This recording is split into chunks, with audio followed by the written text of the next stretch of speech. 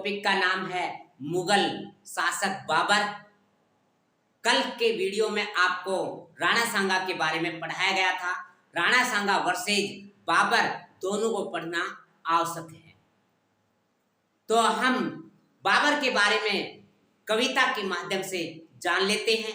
यह एक ऐसी कविता है साथियों, बाबर का इतिहास क्रमबद्ध जानकारी देने वाली कविता है। और इस कविता को हम सबसे पहले जान लेते हैं और फिर 5 से 10 मिनट के अंदर पूरा बाबर का विवरण आपके सामने प्रस्तुत करेंगे। तो इस कविता को अंत तक जरूर देखें और पूरी जानकारी को ग्रहण करें। कविता इस प्रकार से है। 1483 में बाबर 24 बार फरार। 1483 में बाबर 24 बार फरार। तेरा पिता उमर शेख फरेगान, जिसके हुक्म से हुए पुत्र 4।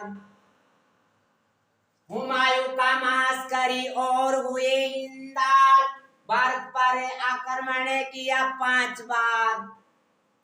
1519 में भारत का था पहला अभियान, बाजोर में यूसुफ जाई जाति का किया कल्याण। 1526 में इब्न लोदी की देखी तान, चांदी के सिक्के काबुल में दिए दान। 1 साल बाद आया राजस्थान, राणा की शक्ति का किया बयान। 17 मार्च को फिर देखी वीरों की खान। 29 जनवरी मालचंदा मेदिनी का युद्ध हुआ घमासान। 6 मई को बिहार में देखा घाघरा किसान, उससे मानी तुलगमा तो पर अली मुस्त दिया ध्यान। पानी में कलंदर राजस्थान में धारण की गाजी की खान। कुस्तुनतुनियों से चले मंगवाए स्नान। रुहेलखंड में जामा मस्जिद का किया निर्माण। जया मीतिये विधि का बाग था नूर अफगान। 1530 को आगरा में लिया आराम, अपनी तुझके आत्म कथा का दिया बाबर नाम। फारसी अनुवाद किया रहीम खान, फारसी अनुवाद किया रहीम खान। रणजीत ढिल्लो शास्त्री नक्शबंदी उबैदुल्ला को करे प्रणाम, उबैदुल्ला को करे प्रणाम। अब जानते हैं इसकी पूरी डिटेल के बारे में और अंत तक इस कविता को देखना। 5 से 10 मिनट तक पूरा बाबर का इतिहास आपको मालूम हो जाएगा। तो देखते हैं कविता किस तरीके से है। 1483 में बाबर 24 बार फरार। तेरा पिता उमर शेख फरेगान, जिसके हुक्म से हुए पुत्र 4। सबसे पहले इस लाइन को हम देख लेते हैं। यहाँ पर 24 शब्द को लेंगे। 24 क्या है और फरार का मतलब है यहाँ पर फरवरी। फरवरी 24 फरवरी और 1483 में, 1483 में। जबकि राणा सांगा की बात करें तो राणा सांगा का जो जन्म हुआ था 12 अप्रैल 1482 में हुआ था।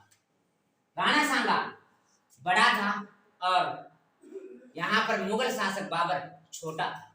ये राणा सांगा का है, राणा सांगा, क्योंकि यहाँ पर अपने को राणा सांगा वर्सेस बाबर के बारे में जानकारी लेगी। तो देखिए आगे यहाँ पर क्या आता है। फरार देखो 1483 समझ में आ गया, बाबर समझ में आ गया और यहाँ पर 24 का मतलब 24 हो गया। फरार का मतलब है फरवरी।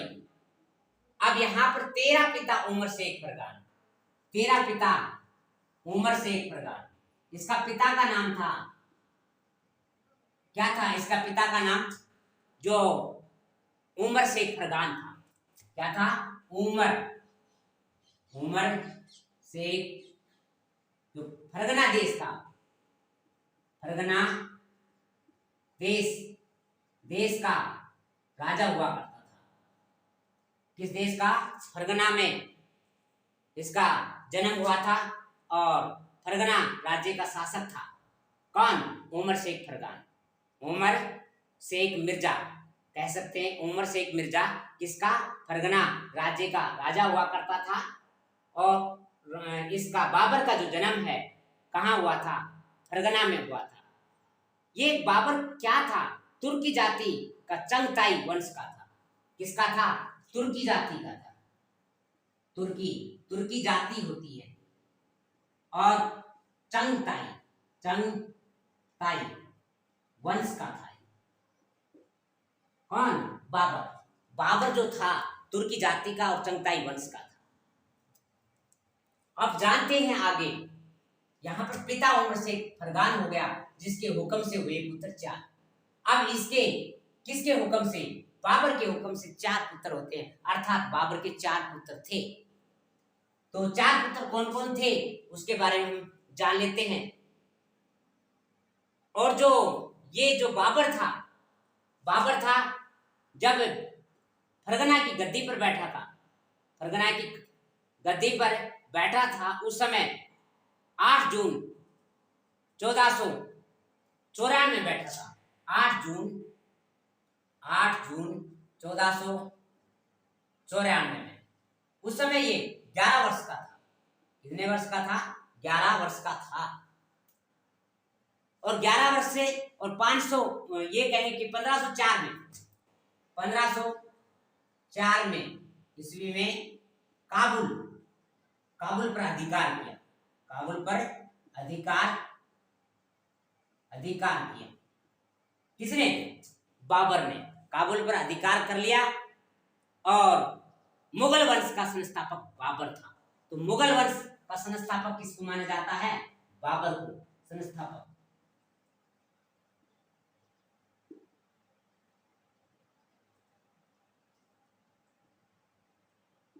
अब इसी में 1507 में बाबर ने बादशाह की उपाधि धारण की। किसकी उपाधि धारण की? 1507 में।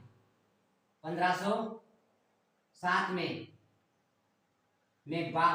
बाबर ने बादशाह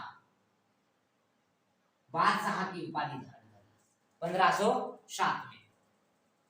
अब जिसके हुक्म से पुत्र होते हैं 4, कौन कौन से हुए? सबसे बड़ा हुआ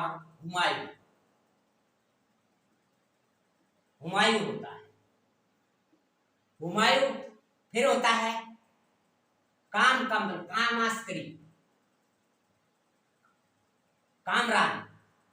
कामरान होता है। फिर होता है अस्करी। और फिर उसके बाद में हिंदाल। ये 4 पुत्र थे बाबर के। तो कैफोर इसको क्या मिला? कौन सा राज्य मिला? कैफोर कंधार मिला और काबुल ये राज्य तो किसको मिले? कामरान को। सैफोर कहे तो हम यहाँ पर संभल जो राज्य है वो किसको मिला? अस्करी को। और अल का मतलब अलवर जो किसको मिला? हिंदाल को मिला। अलवर जो राज्य किसको मिला? हिंदाल में लय आ रहा है तो अलवर में भी लय है। तो अस्करी को संभल मिला, कामरान को कंधार मिला। कैफोर कंधार, कैफोर काबुल, कैफोर कामरान। तो ये इस तरीके से इनको राज्य बांट दिए गए थे। हुमायूं कामास्करी और वे हिंदाल भारत पर आक्रमण किया 5 बार। तो भारत पर कितने बार आक्रमण किया? 5 बार आक्रमण किया। 5 बार आक्रमण। अब जानते हैं इसी लाइन को आगे। 1519 में भारत का था पहला अभियान और बाजोर में यूसुफ जाई जाति का किया कल्याण। तो ये बात है 1519 में क्या होता है? सर्वप्रथम 1519 में यूसुफ जाई जाति के साथ अभियान हुआ और बाजोर और भेरी पर अधिकार कर लिया। भाई यूसुफ जाई जाति के साथ में लड़ाई होती है और किसके ऊपर? बाजोर और भेरी पर क्या कर लिया? अधिकार कर लिया। बाजोर भेरी पर अधिकार कर लिया। अब नीचे वाली लाइन में क्या कहता है? 1526 में ईंट देखी लोदी की तान और चांदी के सिक्के काबुल में दिए दान। 1526 में 1526 की जानकारी लेते हैं। 1526 ईस्वी में कौन सा युद्ध हुआ था? पानीपत का युद्ध हुआ था। पानीपत का युद्ध हुआ था। तो ये कब की बात है? 21 अप्रैल 1526 में पानीपत का युद्ध है जो किनके बीच में हुआ? बाबर और इब्राहिम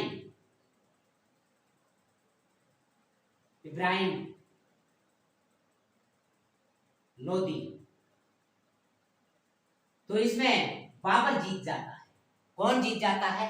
बाबर जीत गया और इब्राहिम लोदी हार जाता है। पानीपत का युद्ध कब हुआ था? 21 अप्रैल 1526 में। अब इसमें होता क्या है? पहली बार तुलगमा नीति का प्रयोग किया गया था। पहली बार इसी में। कौन सी? तुलगमा नीति का। तुलगमा नीति क्या है? तोप खाने का प्रयोग किया गया। गोले बारूदों का प्रयोग किया गया था।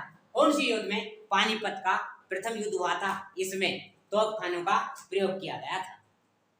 बाबर विजयी होने पर काबुल में प्रत्येक ग्रामवासियों को एक एक चांदी का सिक्का दान दिया था। जब ये इब्राहिम लोदी पानीपत का युद्ध हारने के कारण से बाबर जो ग्रामवासियों को सभी को काबुल में क्या किया? एक एक चांदी का सिक्का दान किया। बाबर को भारत पर आक्रमण करने का नियंत्रण पंजाब के शासक दौलत खां और मेवाड़ शासक राणा सांगा ने दिया था। भाई ध्यान रहे कि बाबर को भारत पर आक्रमण करने का निमंत्रण पंजाब का शासक तो था दौलत खां। कौन था? दौलत खां। और मेवाड़ का शासक था राणा सांगा ने इसको क्या दिया? निमंत्रण दिया था। और निमंत्रण देने के कारण से यहां पर ये पानीपत का युद्ध जीत जाता है। और मुगल, ये गलती थी कि निमंत्रण देना, आ बैल मुझे मार वाली कहावत यहां पर लागू हो जाती है। अब इसी में जब पानीपत का युद्ध हो रहा था, बाबर का प्रथम महत्वपूर्ण आक्रमण था। बाबर का प्रथम महत्वपूर्ण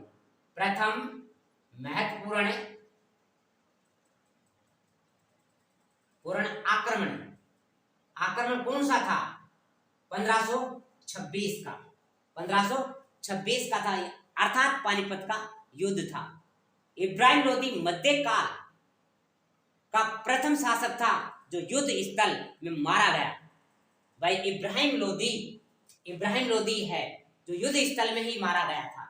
तो सवाल अच्छा है, इब्राहिम लोदी मध्यकाल का प्रथम शासक था जो युद्ध स्थल में मारा गया। तो सवाल ये ऐसे पूछेगा, मध्यकाल का प्रथम शासक कौन था जो युद्ध स्थल में मारा गया? वो है इब्राहिम लोदी। तो पहली लाइन में यहां तक समझ में आ गया होगा। 1526 में इब्राहिम लोदी की देखी तान, चांदी के सिक्के काबुल में दिए दान। 1 साल बाद आया राजस्थान, राणा की शक्ति का किया बयान। 1 साल बाद, अर्थात यह 1526 है। 1526 1526 है और 1526 के बाद में 1 साल बाद में कौन आता है? बाबर आता है। किसके निमंत्रण पर? राणा सांगा के निमंत्रण पर। और कैसे आता है? यहां पर 1527 की बात है, 16 फरवरी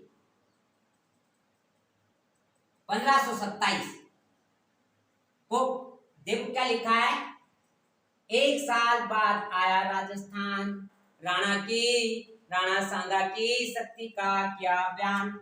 तो बयाना भरतपुर का युद्ध हुआ। और ये किनके बीच में हुआ? बाबर और राणा सांगा के बीच में। राणा सांगा के बीच में होता है। राणा सांगा जीत जाता है, राणा सांगा की जीत होती है इसमें। अब क्या होता है, मौखिक संधि हो जाती है इनके बीच में। बाबर कहता है मैं आपसे युद्ध नहीं लड़ूंगा, और यह एक रणनीति तैयार करता है। और रणनीति तैयार करने के बाद में होता क्या है,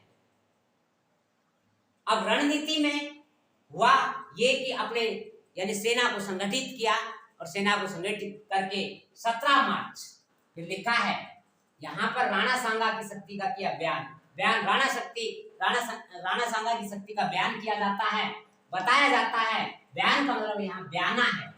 क्या है? बयाना भरतपुर है। और फिर क्या कहता है, 17 मार्च को फिर देखी वीरों की खान। 17 मार्च 1527 में कौन सा युद्ध होता है? खानवा का युद्ध, रूपवास भरतपुर में। कहते हैं कि सुबह सर्दी का टाइम था, 9:30 पर आ पहुंचता है। किसी को भी पता नहीं था, धोखे से आ जाता है। और यहाँ पर ये खानवा के युद्ध में राणा सांगा हार जाता है।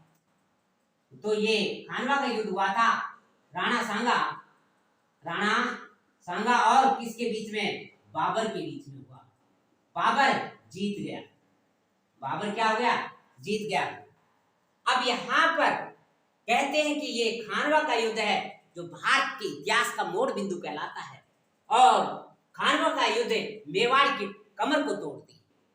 जब कहते हैं कि राणा सांगा बेहोश हो जाने के कारण से इनका जो ताज किसने? झाला अज्जा ने धारण किया, और बेहोश होने के कारण से इसको अखेराज बसवा ले जाया गया। राणा सांगा को बसवा ले जाया जाता है। कौन लेकर के गया? अखेराज। यदि राणा सांगा की पूरी जानकारी सुनना चाहते हैं तो पिछले वीडियो में अवश्य देख लें। अब बात करते हैं 17 मार्च को फिर देखी वीरों की खान।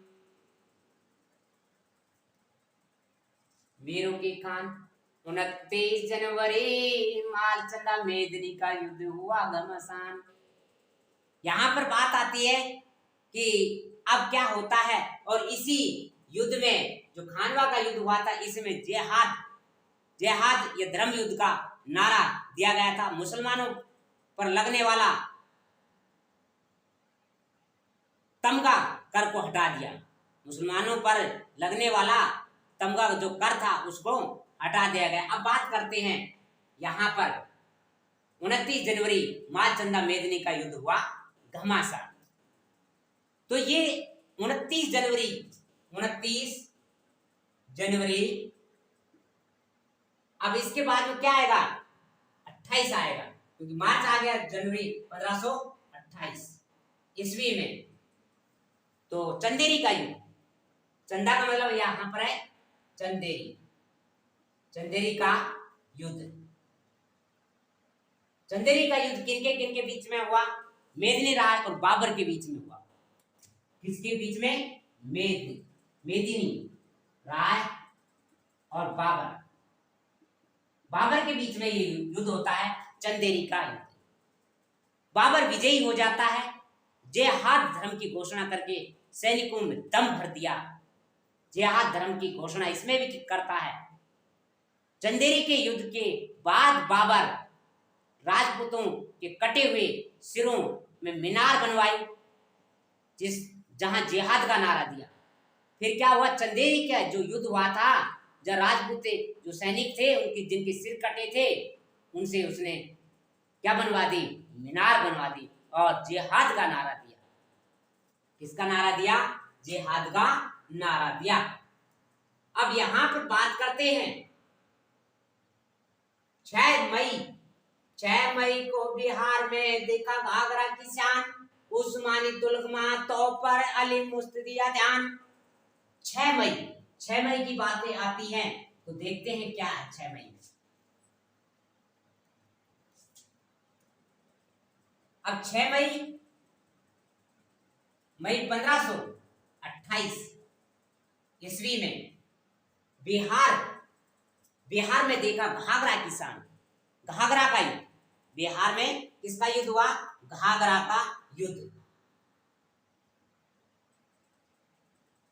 घाघरा का युद्ध, ये घाघरा का युद्ध क्या है, घाघरा नदी है जो कहां पर पड़ती है, बिहार में पड़ती है।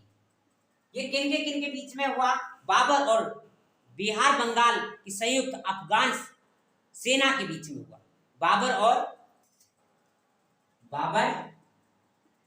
और किसके बीच में बताया, बिहार बंगाल की संयुक्त अफगान सेना के बीच में होता है। और इसी बाबर विजयी होने पर भारत पर स्थायी रूप से अधिकार हो गया। इसमें कौन जीत गया, बाबर जीत गया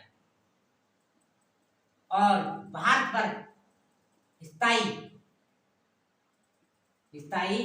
अधिकार कर लिया। स्थायी अधिकार हो गया। अफगानों का नेतृत्व नुसरत शाह ने किया था। अफगानों का नेतृत्व कौन कर रहा था, जो अफगान,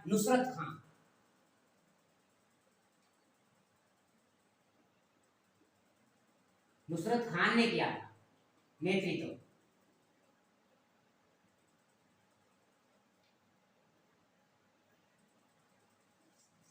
अब यहीं पर बात आती है, यह युद्ध जल और थल पर लड़ा गया। ऐसा कौन सा युद्ध है जल और थल पर लड़ा गया, जिसका नाम है घाघरा का युद्ध, क्योंकि नदी है घाघरा। और उसके लिए इस कारण से इसको किस नाम से जाना जाता है कि जल और थल का युद्ध के नाम से भी जाना जाता है। उस्मानी, अब बात करते हैं आगे क्या कहता है। उस्मानी तुलगमा तो पर अली मुस्तदिया ध्यान। उस्मानी विधि क्या है, उस्मानी जो विधि है, जो तोपों को सजाने में उस्मानी विधि या रूमी विधि।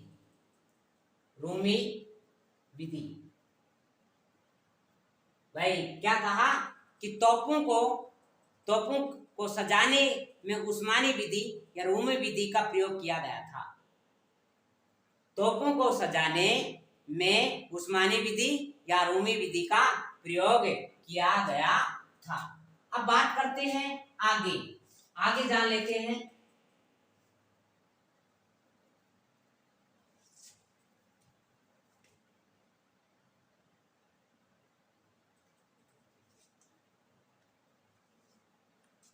फिर इसमें क्या कहता है, पानी में कलंदर, राजस्थान में धारण की गाजी की खान, उस तुनियों से चेले मंगवाए स्नान। जब पानीपत का युद्ध हुआ था, किसका, पानीपत के युद्ध में जीतने के बाद इसने कलंदर की उपाधि धारण की। किसकी धारण की, कलंदर की उपाधि। और राजस्थान में धारण की गाजी की खान का मतलब खानवा का युद्ध जीतने पर किसकी, गाजी की उपाधि धारण की, गाजी की उपाधि धारण की, गाजी की उपाधि धारण कर लेता है खानवा का युद्ध। और फिर आगे की लाइन में क्या कहता है, पानी में कलंदर, राजस्थान में धारण की गाजी की खान, और कुछ तो दुनियों से चेले मंगवाए सिना। यहीं पर आगे बात करते हैं तो देखिए क्या है। पानीपत के प्रथम युद्ध में बाबर ने पहली बार तुलगमा नीति और तोपखाने का प्रयोग किया था। सुनना, पानीपत के प्रथम युद्ध में बाबर ने पहली बार तुलगमा और नीति और तोपखाने का प्रयोग किया।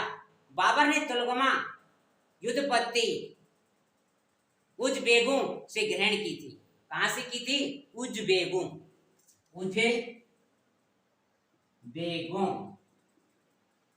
से ग्रहण की थी बाबर ने ये पत्ती, जो तुलगमा पत्ती। और इसमें तुलगमा पत्ती पर जो ध्यान किसने दिया?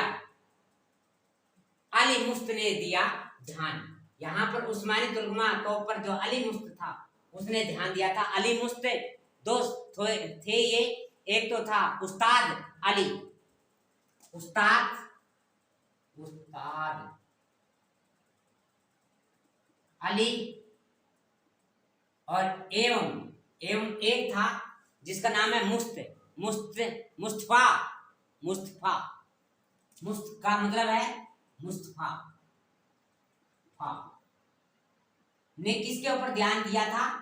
तुलगमा पत्ती पर ध्यान दिया था। तो बाबर के दो प्रसिद्ध निशानबाजी थे जो पानीपत के युद्ध में प्रथम युद्ध में भाग लिया। तो प्रथम युद्ध में कौन कौन भाग लिया था?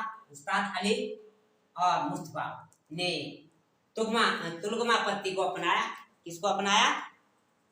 तुलगमा पत्ती को अपनाया। अब बात करते हैं, पानी में तो कलंदर हो गया, और यदि कुछ तुनतुनियों से चेले मंगवाए सिना। पानीपत के युद्ध में कलंदर और खानवा के युद्ध में गाजी की उपाधि धारण कर लेता है। बाबर ने कुछ तुनतुनियों से सिनान के चेले मंगवाए और भवन निर्माण करवाया। कुछ तुनतुनियों से क्या मंगवाया? चेले। और सिनान, कुछ तुनतुनियों से चेले मंगवाए सिनान के चेले मंगवाए और भवन निर्माण करवाया। अब बात आती है, नूर अफगान का नाम एक उद्यान ज्यामितीय विधि से बनवाया गया। अब यहाँ पर क्या कह रहा है कि रोहेलखंड जामा मस्जिद का निर्माण करने में कहां से चेले मंगवाए थे? रोहेलखंड में जामा मस्जिद का जो निर्माण करवाया, वहां कुछ तुनतुनियों से चेले मंगवाए थे बाबर ने। और ज्यामितीय विधि का बाग था नूर अफगान। ज्यामितीय विधि के ऊपर बना हुआ है कौन सा? नूर अफगान बाग। नूर अफगान नाम का एक उद्यान है जो ज्यामितीय विधि से बनवाया गया। और फिर क्या कहता है कि 27 दिसंबर 1530 को आगरा में लिया आराम। 27 दिसंबर कब की बात है? 27 दिसंबर 1530 में आगरा में लिया आराम। आगरा बाग में दफनाया गया और बाद में काबुल दफनाया गया। पहले आगरा दफनाया गया, फिर काबुल में दफनाया गया। और क्या कहता है? 1530 को आगरा में लिया आराम, अपनी तुझके आत्मकथा का दिया बाबर नाम। बाबर ने अपनी आत्मकथा तुझक ए बाबरी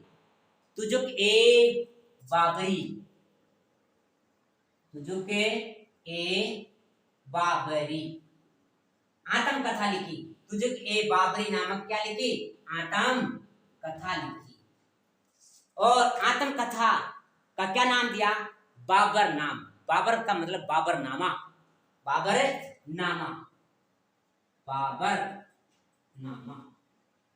बाबर नाम का मतलब क्या हो गया? बाबरनामा।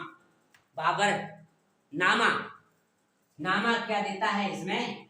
इसका नाम दे देता है आत्मकथा। और स्वयं ने लिखी, बाबर ने स्वयं ने लिखी थी तुझे बाबरी, जिसका नाम क्या है? बाबरनामा। तुर्की भाषा में है। मुगल काल की एकमात्र पुस्तक है। मुगल काल की एकमात्र पुस्तक है जो तुर्की भाषा में, जो क्या नाम है? बाबरनामा, तुझके बाबरी। बाबरनामा का फारसी अनुवाद किया रहीम खान खाना। क्या कहता है? फारसी अनुवाद किया रहीम खान। रणजीत ढिलो शास्त्री नक्शबंदी उबैदुल्ला को करे प्रणाम। तो यहां पर बात आती है कि इसका फारसी भाषा में अनुवाद किसने किया था? रहीम खान खाना ने। भाई बाबरनामा का फारसी भाषा में अनुवाद किसने किया? रहीम खान खाना ने। अब बात आती है आगे बाबर नक्शबंदी जो सिलसिला है, सबसे कट्टरवादी सिलसिला है, और नक्शबंदी संप्रदाय का अनुयायी था कौन? बाबर। कौन सी? नक्शबंदी जो सिलसिला है ना, उसका कट्टरवादी अनुयायी था। ख्वाजा उबैदुल्ला अहरार को अपना गुरु बनाया। किसको? क्या नाम है? ख्वाजा उबैदुल्ला अहरार। ख्वाजा उबैदुल्ला अहरार को अपना गुरु बनाता है। बाबर बुमैयान नामक पद्य शैली का जन्मदाता माना जाता है। बाबर कौन सी शैली का जन्मदाता माना जाता है? बुमैयान पद्य शैली का जन्मदाता माना जाता है। बुमैयान शैली का जन्मदाता किसको कहा जाता है? बाबर को। बाबर ने एक काव्य संग्रह दीवान तुर्की भाषा का संकलन किया। दीवान भाई एक काव्य संग्रह है, बाबर का काव्य संग्रह है, जिसका नाम है दीवान, जो किसमें है? तुर्की भाषा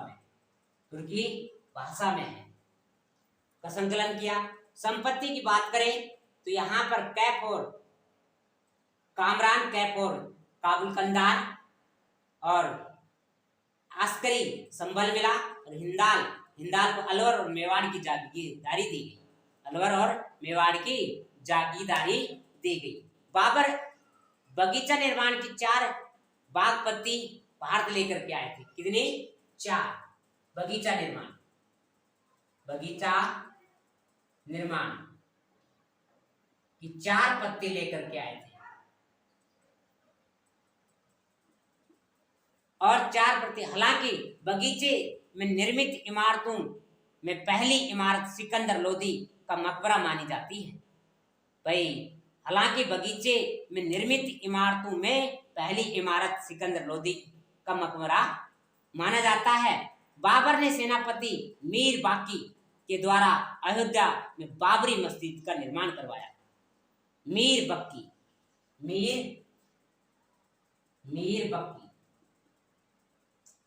था। कौन था? मीर बक्की। भाई बाबर का सेनापति मीर बक्की के द्वारा अयोध्या में बाबरी मस्जिद का निर्माण करवाया गया था। मुगल काल की राजकीय भाषा क्या थी? फारसी थी। तुजुक ए बाबरी आत्मकथा बाबर ने लिखी, तुर्की भाषा में लिखी गई। तुजुक ए बाबरी यानी बाबरनामा का फारसी अनुवाद से बाबर नाम पड़ा इसका। और अब इस पे जैन खां और पाइंदा खां ने हुमायूं काल में इसके ऊपर अनुवाद किया, और रहीम खान खाना अकबर काल में किया, और मीर अब्बू तालिब शाहजहां के काल में इसका अनुवाद किया। फारसी अनुवाद से बाबरनामा यानी फारसी अनुवाद किया किसने? जैना खां, पाइंदा खां हुमायूं काल में थे, रहीम खान खाना अकबर काल में था, मीर अब्बू तालिब शाहजहां के काल में था। और इसी तुझके बाबरी जो फारसी से अंग्रेजी में अनुवाद किया गया, लीडर एवं एरिक्सन ने किया। तुर्की से तुझके बाबरी का तुर्की से अंग्रेजी में अनुवाद करने वाली महिला थी, जिसका नाम है श्रीमती बेब्रिज। और ध्यान तुझके बाबरी में 5 मुगल सल्तनत की महान मुगल सल्तनतों के बारे में बताया गया है, जबकि 2 भारत के ऐसे योद्धा हैं जिनके बारे में वर्णन किया गया। एक तो महाराणा सांगा और एक है विजयनगर के कृष्णदेवराय। इनके बारे में वर्णन किसमें कर रखा है? तुझके बाबरी में। साथियों, ये था बाबर का इतिहास। अच्छा लगे तो लाइक करना, कमेंट करना और सब्सक्राइब करना न भूलें। Thank you, all the best, नमस्कार।